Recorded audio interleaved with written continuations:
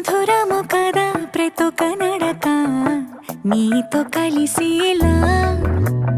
తరగని కథ మనదే కనుక మనసు మురిసినిలా ఉసురేమో నాదైనా నడిపేది నీవుగా కసురైనా విసురైనా విసుగైనా రాదుగా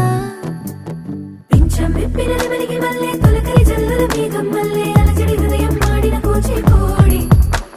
రంగుల దిద్దిన బొమ్మకు మల్లే కవితలు వద్దిన పుస్తకం వల్లే సంతోషంలో ముద్దుగా ఈ